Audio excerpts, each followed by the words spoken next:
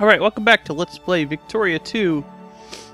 We're about halfway done with Malthusian Thought. We have gone a year through the game.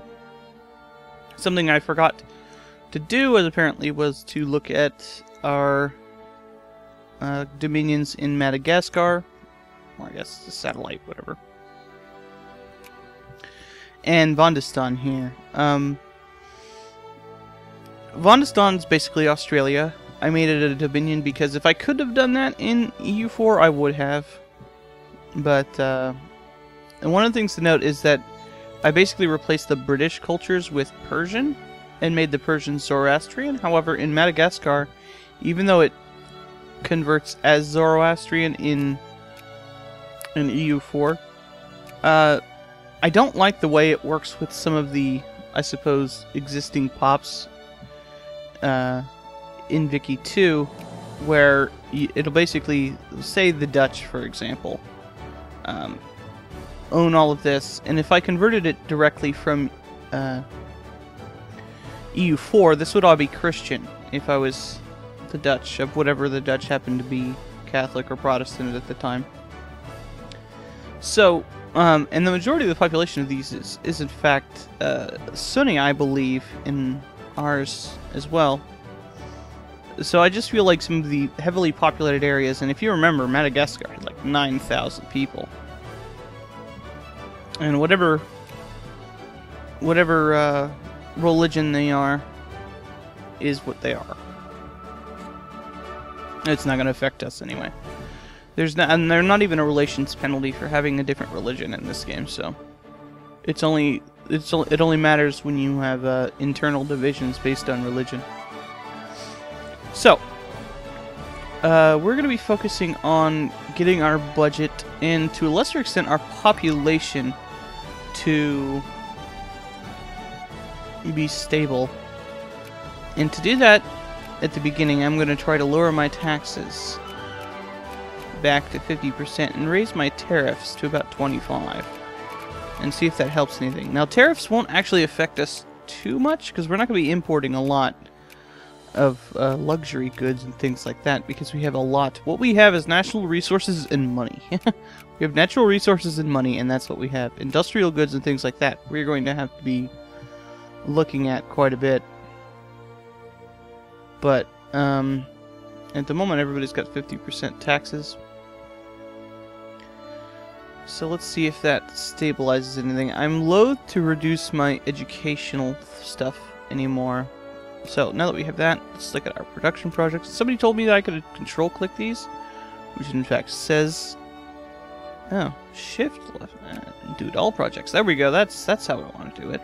Thanks for whoever told me that. Oh, and I don't know why number 2 is still on a bad resolution. I uploaded it at like 4 o'clock yesterday, so it should be fine. It's the same resolution and video quality as the other one. I might re-upload it again if it's not fixed by the time this is up. But yeah, we read all our things. And so now we have great power status. We achieved that at the end of the year. So what that means for us is we can actually do a lot more stuff. Colonizing stuff is you can do that if you're in the top 16, but if you're in the top 8, you actually can do a thing called Sphere of Influence, which basically means you have expanded diplomatic options with other things. And people will like you more generally, or like you less, depending on that. And people who are great powers are more willing to ally with great powers who are friendly with them, who do not have allies who are opposed to them, if that makes any sense. So, Lancaster, who likes us right now, would probably be willing to ally with us if I were to talk to them. I'm not going to. They might talk to us, though. So, we want to talk to somebody else, though. We got France here. And we basically want to be focused on these guys, rather than the lower-end people, which I will show in a minute. Because we can't do the Sphere of Influence thing, which increases our relations kind of organically as we go up. I'm guessing that pretty much everybody else dislikes us. Germans don't like us. Nope, both of them don't. Finland. Guess they're not Germans. Spain actually does like us. Hey, we like us. That's what's important. And Hungary really doesn't like us. We jumped them and Amalfi. Amalfi completely got knocked out. We started at number 8, so it was unlikely that Amalfi was even a great power in anything but prestige. And we're probably going to jump Spain pretty soon because of our industrial and military power. I have serious doubts that we're going to be able to get up past Bavaria anytime soon. Getting into the top 4 is very difficult when you start out of the circle, I suppose. So I think I want to focus on France because England already likes me. And you really want to focus your points on one thing. So we can't talk to them again, but until I think 2 weeks? Yeah, 2 weeks.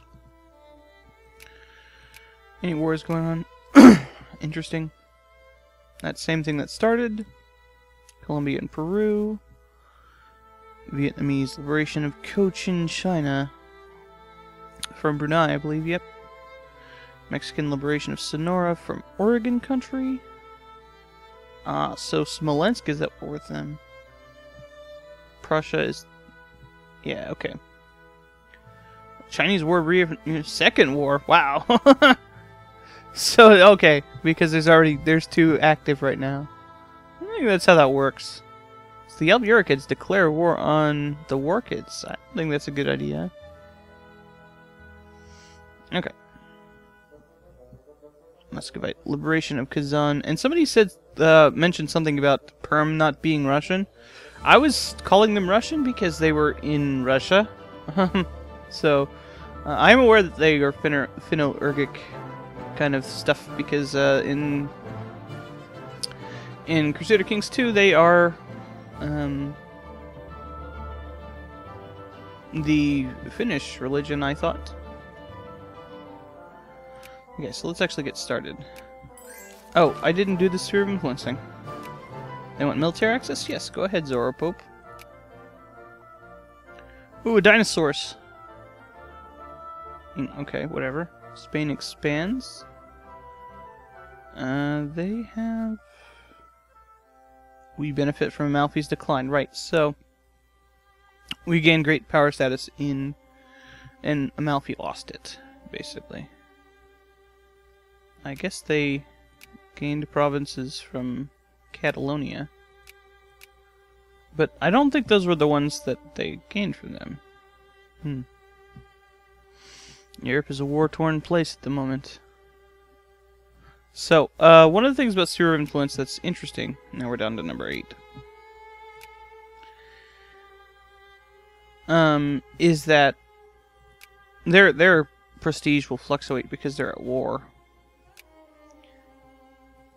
We have an interesting dynamic compared to everyone else because our capital is in Asia. So if we select Asia here, we can see that we're in there, which means because we're in Asia, for example, we don't have a penalty to talking to people because our capital is in the same continent. We do have a problem with the Zoro Pope and the Russian guys because they are in Europe. Even Activia, I believe, is in Europe. So we probably want to focus more on the guys in Asia and Africa. Most importantly, I think we want to get a jump on Egypt. Well, I didn't change their flag up, apparently. And maybe they like moons, too, even though they're not Muslim. Because later on in the game, I want to build the canal. And to do that, we have to have them in our sphere. See, Suez province owner is the Persian Republic or the sphere of influence. We have to have steam turbine and a buttload of money, and we can start that. I may, in fact, to prevent the Europeans from doing anything with it, I might, in fact, attack Egypt and take that from them, since we border that province. But we're not thinking about expansion right now, and my budget just tanked because of something. Let's see if it stabilizes here. And my middle class is like, oh my god, freaking out. Yeah, we can't afford to have our poor taxes that low.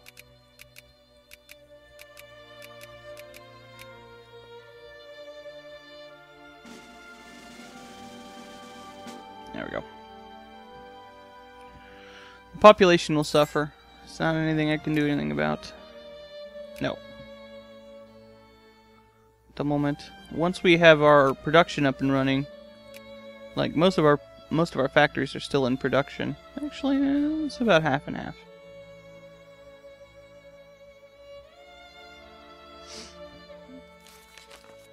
Okay. So the Netherlands went to war with Flanders. It's interesting. Let me know what you think about reading these. Oregon country expands. Hermosillo now belongs to the Oregon. So did they win that war with Mexico? No, they died. They're gone. Okay, and this is something I already owned. Okay. And that's Oregon country. Okay. So it looks like California and Mexico have eaten Oregon. We're gonna stay out of these things in India for now. We will probably eventually finish our conquest of India, but at the moment we don't really have the means with which to keep such things still. Oh, look at that population loss. Where are we losing population? Maybe in India? If that's the case, then I don't really care. But I don't want to be losing it in places that are my primary culture. And it looks like that's the case.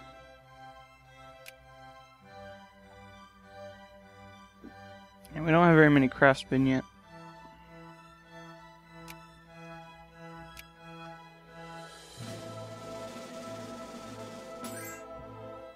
Things might stabilize on their own. No, we're not going to talk to you. You were kind of jerks to us. So we're going to finish Malthusian thought. We got a couple more points of diplomacy, and I forgot to talk to France again, but that's alright. So let's keep talking to them. Maybe we can remember to do that properly. Wanda Sunny research completed. So they're doing military tech. Interesting. No, we hate you. You probably talk to France again.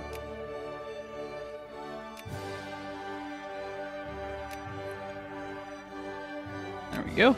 Round to 30 relations. So Malfi won that war with Hungary. The Netherlands, no. They want to go through here to kill Flanders. I know what your deal is. Military access from... I think we'll say yes to them. What are they doing? Why do they want military access from us? Ah, their war with Flanders. Okay. England's a different story. We're back up to number 7. We'll build that thing. I did shift click it, but it didn't do it. So I think we can stop focusing on capitalists now. So let's start focusing on... Somebody said something about focusing on clergymen. We actually have a lot of clergy. At the moment, Muslims do start... Muslim pops do start with a large amount of clergymen. However, and I just converted them straight from Muslim to Zoroastrian without changing the pop numbers. We want to be focusing on... Actually, we want to be focusing on whatever is good in these provinces. It's probably just going to be food. Okay, so that's opium. That's not any good. I want to look for someplace with iron and coal and stuff like that. The Caucasus has plenty of iron. And I should have checked that before focusing on basic industry places. This is coal. So we'll focus on...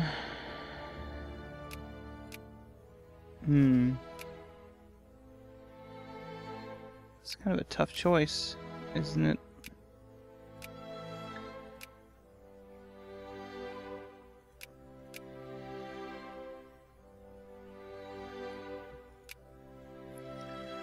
I'll say that Tabriz should focus...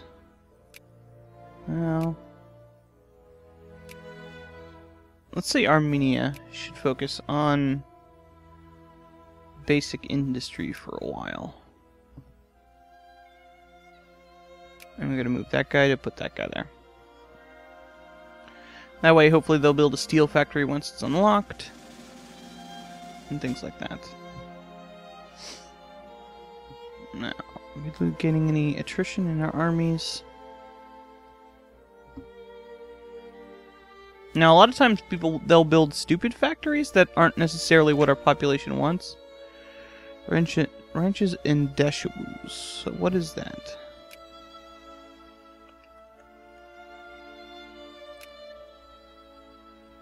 What do they make? Wool? Wool to cattle.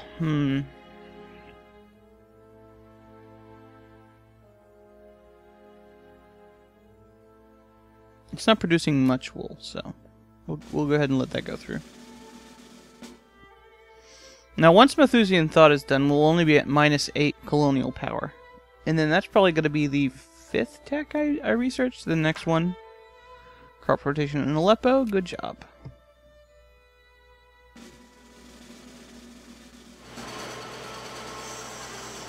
And our population decline has gone down. That's good. Actually, we're starting to gain population a little bit. That's fantastic. Okay. Can I afford to lower my taxes a little bit here? Yeah, let's do that. Well, now it jumped back up. Now, one of the problems with us is that we have, we're in the old world still, so we don't get the maximum bonus for immigration stuff, so we're gonna have people leaving the whole time. And we have 23 million people, so these tiny numbers are not really affecting things. However, they're probably going to be in our primary culture areas, so... Let's go talk to France. And I'm surprised they haven't killed Occitania and Brittany yet. Did they actually lose that war? No, okay, they won. So they beat Lombardia. Smolensk beat Hungary, Amalfi beat Hungary. Let's see if the Zoro Pope does. So, okay, the Netherlands goes bankrupt. They are fighting Flanders, and now they have reneged on their loans. Defaulted, I should say. So, what this means is our relations go down by 50, our influence goes up by 50. We have a casus belli to add them to our sphere until 1840, and a cut down to size casus belli until 1838. And everybody who they owed money to gets these too. I have no doubt that other people will be wanting to do that to them, so I'm not going to bother. They are also allied with England, so I can't attack them to get those provinces in India, which is what I was checking. Which is the reason they wanted military access from us.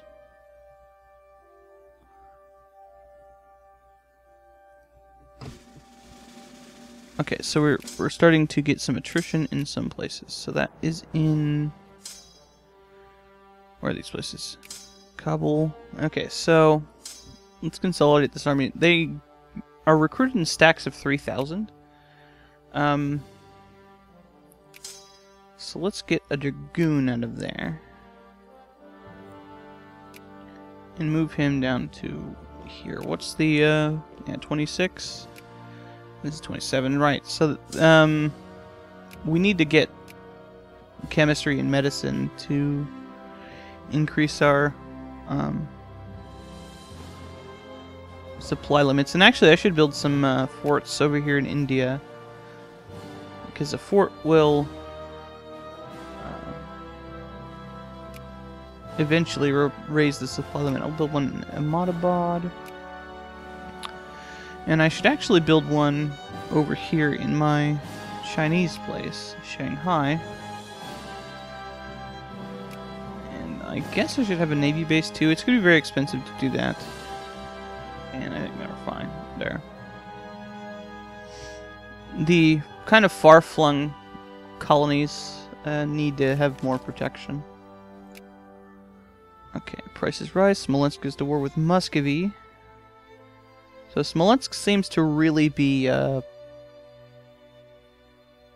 seems to really want to form Russia. Now, there's already code in the game for cultural unions, so I didn't have to do anything in that respect. One of the things I was afraid of is if I didn't write too many events to force it to happen, then it wouldn't, but it seems to be going pretty well right now. I wanted the game to go as naturally as possible. One of the things that's strange about, well, not necessarily strange, but something that's actually something I expected is that because I pretty much exclusively do these kind of mega games, by the time I get to Victoria 2, and especially Hearts of Iron, I will never have a standard game going into these. And I have another unit here. Okay, so what are you? You are regular. Put you here.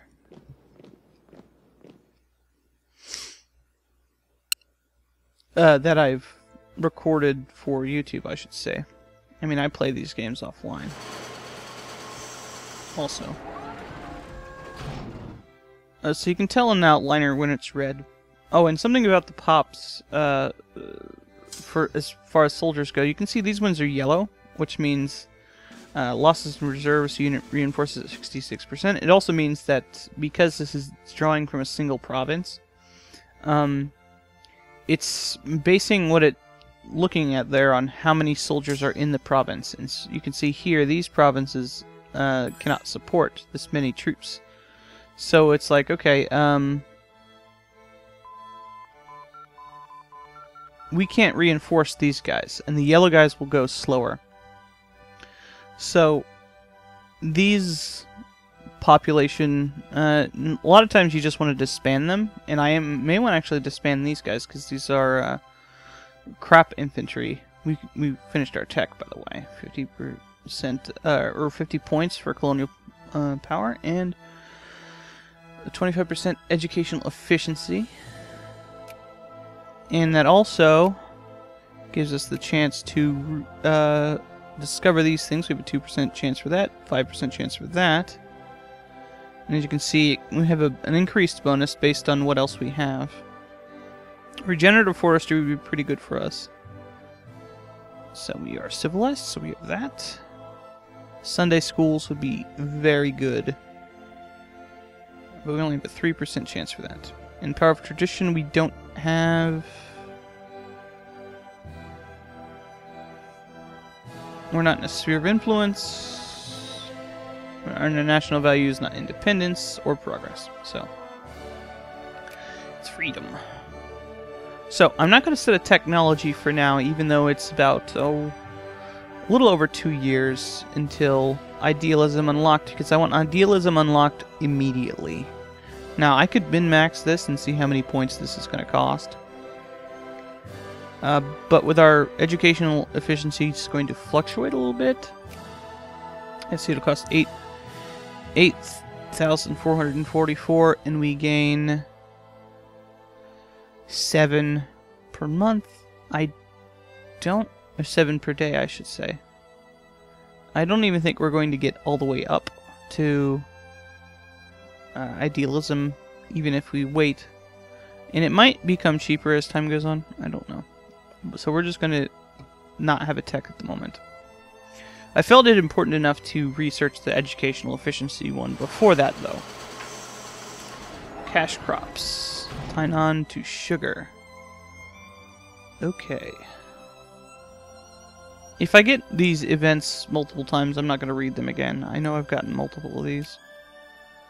So Tainan is here. This produces tea. What does this produce? Lead.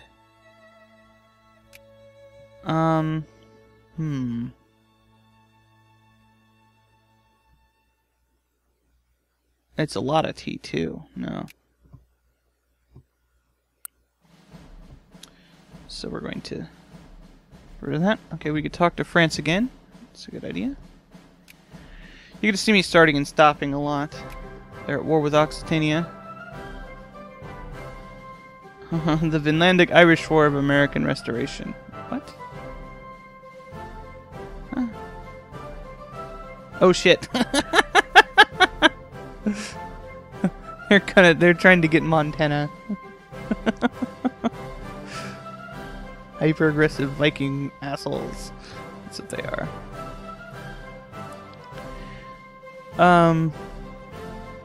What was I doing? Talking to France.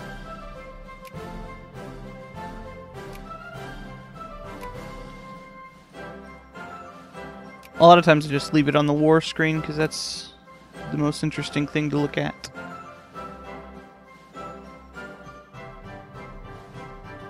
I'm really liking how my population is just stabilizing a little bit. Oh, Muscovy wants to talk to me? Nah. You were the weak player in there, unfortunately. And Brunei, I do not like Brunei. I kind of wish the election events, because those happen a lot when you're in an election. I wish they would happen with less frequency when the election's not on, to kind of, you know, reflect people campaigning while not actually being elected. I don't know about other places, but yeah. Here, politicians are pretty much always in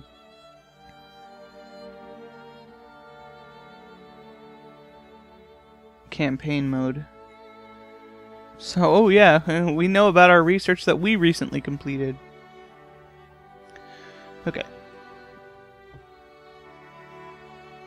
So everything's looking good for Persia. Everything's coming up. Millhouse. Persia. See, Uzbekia has almost completed this because there's a lot of investors there. Okay. I think that focusing on those guys really paid off. So we're another year into the game. I was thinking about just going a year each time, but last time it was a year because it was so short because I was pausing and talking about stuff. I didn't even unpause until the end of the first episode, so I'm gonna keep these at least my normal time amount and just keep going until I feel I have a good stopping point, rather than some arbitrary limit. Armenia is building a fabric factory. I don't know if that's basic industry, but I did tell them to focus, so whatever. The Dutch? What are you doing, the Dutch? Did I give you military access?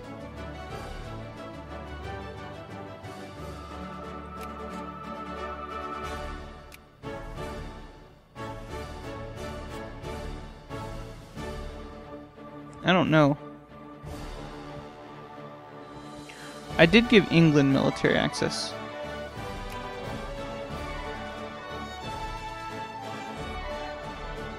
Oh, they're not at war with Flanders anymore.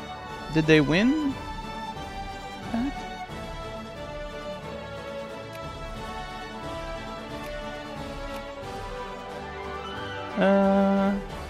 It's unclear.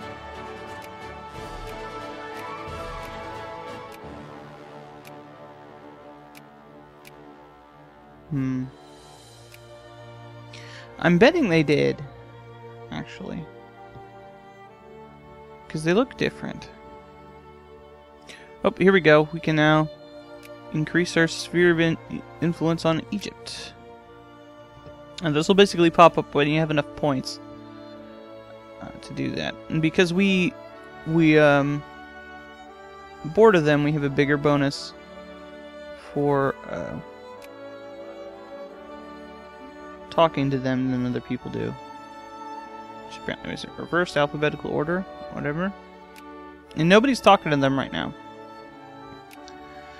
So now we go from, I think we start at neutral, and they're now cordial, and you can see our reputation, or our relations with them went up.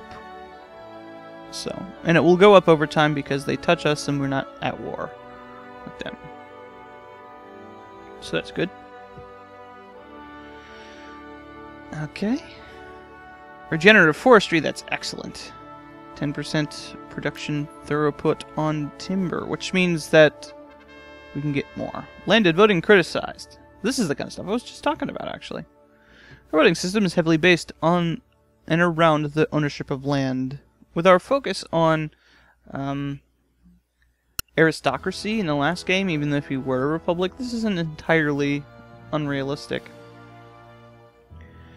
The case has gained some notoriety in one of our states, where a young widow has been denied the voting rights tied to her estate on account of the estate quickly losing market value due to falling prices in the area. The event has led to wider discussion on landed voting systems in general, and several reform-minded ideas are circulating in intellectual and progressive circles. The issue on the table is what stance the government should take on the case's principal issue. Should we attempt to fix voting indexes, or anger the poor strata of the local population, or allow them to fluctuate?